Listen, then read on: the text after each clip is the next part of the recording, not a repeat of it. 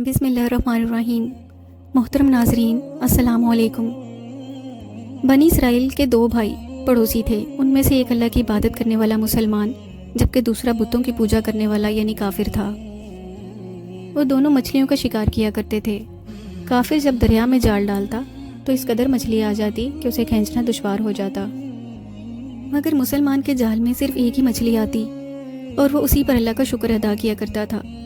اتفاق سے مسلمان کی بیوی ایک روز چھت پر گئی تو اس کی نظر کافر کی بیوی پر پڑی جو بہترین لباس زیب تن کیے زیورات سے لدی ہوئی تھی۔ یہ دیکھ کر سوچنے لگی کاش میری قسمت بھی ایسی ہوتی۔ کافر کی بیوی نے اس کی سوچوں کو بھانپ لیا اور اسے کہنے لگی کہ تم لوگ بھی اگر ہماری بتوں کی پوجا شروع کر دو تو جلدی مالدار ہو جاؤ گے۔ یہ سن کر مسلمان کی بیوی سوچوں میں گم چھت سے نیچے اتر آئی۔ اس کا خاوند جب گھر آیا تو محسوس کیا کہ بیوی ناخوش تھی۔ پوچھنے پر بولی کہ آج سے تم بھی اسی معبود کو اپنا خدا تسلیم کر لو جس کی پوجا تمہارا امیر بھائی کرتا ہے، ورنہ میں تمہارے ساتھ نہیں رہوں گی۔ یہ سن کر اس کے خاوند نے کہا کہ کفر کی باتیں کیوں کرتی ہو، اللہ سے ڈرو۔ وہ عورت بولی کہ اب میں اور کچھ نہیں سنوں گی کیونکہ میں بھی تمہارے بھائی کی بیوی کی طرح شان و شوکت سے رہنا چاہتی ہوں۔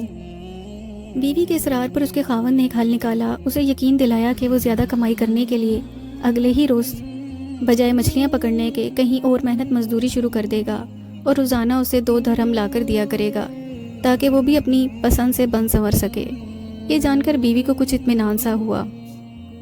مسلمان اگلے روز مزدوری کی تلاش میں نکلا مگر کوئی کام نہ ملا۔ بالآخر وہ تھکا ہارا دریا کے کنارے جا کر شام تک ذکر الہی میں مشغول رہا۔ رات کو جب وہ گھر پہنچا تو بیوی نے پوچھا کہ آج تم کہاں تھے؟ تو وہ بولا کہ بادشاہ کی خدمت میں تھا۔ بیوی پوچھنے لگی کہ بادشاہ سے تمہیں کیا حاصل ہوگا؟ اس کے خاوند نے جواب دیا کہ میرے بادشاہ کے خزانے مال و دولت سے بھرے پڑے ہیں، میں جو بھی چاہوں گا وہ مجھے ضرور ملے گا۔ وہ نیک انسان 29 دن تک یوں ہی اپنے رب کی عبادت میں مصروف رہا۔ اس کی بیوی جو روزانہ کچھ کہے بغیر رقم کا انتظار کرتی رہتی تھی مزید صبر نہ کر سکی اور 29ویں رات کو اپنے خاوند سے کہنے لگی کہ اگر کل تم نے مجھے رقم نہ لا کر دی تو میرے اور تمہارے راستے الگ ہو جائیں گے۔ یہ سن کر وہ شخص پریشان ہو گیا۔ 30ویں صبح وہ عبادت چھوڑ کر پھر مزدوری کی تلاش میں نکل کھڑا ہوا۔